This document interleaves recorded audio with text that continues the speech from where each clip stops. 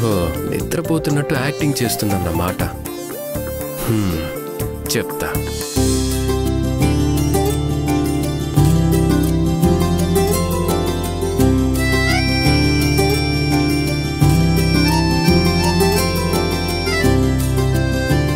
ఏంటి తాత అలా చూస్తున్నావు? మీ కాలంలో చేతిలో 100 రూపాయలుంటే చాలు, నెల రోజులు దర్జాగా సంసారాన్ని ఈదేయొచ్చని నాకు అప్పుడప్పుడు నాన్నమ్మ చెప్తూ ఉంటుంది.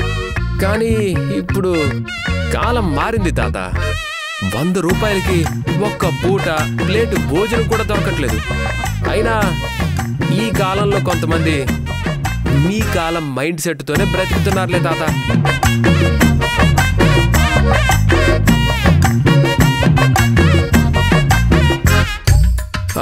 నాకు తెలియక అడుగుతాను, చేతిలో ఉన్న అమౌంట్ని ఎన్నిసార్లు లెక్క పెట్టినా, ఎన్ని నోట్బుక్ల్లో రాసినా అమౌంట్ పెరిగి కొండంత అవుతుందా చెప్పు? లేదా నెలంతా దాంతో ఇల్లు గడుస్తుందా? మాటలు చెప్పినంత ఈజీ కాదు తాత మనీ మేనేజ్ చేయడం అంటే. ఇప్పటికైనా మించిపోయింది లేదు. చేత కాకపోతే నా వల్ల కాదు అని ఓపెన్గా చెప్పి సరెండర్ అయిపోవచ్చు. నేనేమి అనుకోను. తర్వాత నేను చెప్పినట్టు వింటే చాలు.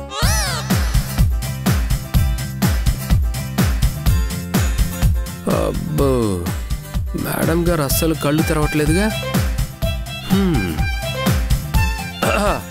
మళ్ళీ చెప్తున్నాను విను. నీకే చెప్పేది వినపడుతుందా? నేనిచ్చిన డబ్బులు సరిపోవని ఒక నిర్ణయానికి వచ్చుంటే మొహమాటం లేకుండా చెప్పేచ్చు. ఓడిపోతానేమోనన్న భయం అక్కర్లేదు. అర్థమవుతుందా?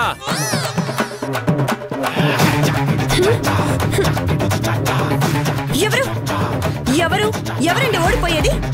ఈ అక్షయ్ కౌటం అంటే ఏంటో తెలీదు. కావాలంటే చూడండి, నేను బడ్జెట్ లెక్కలు పక్కగా రాస్తున్నా.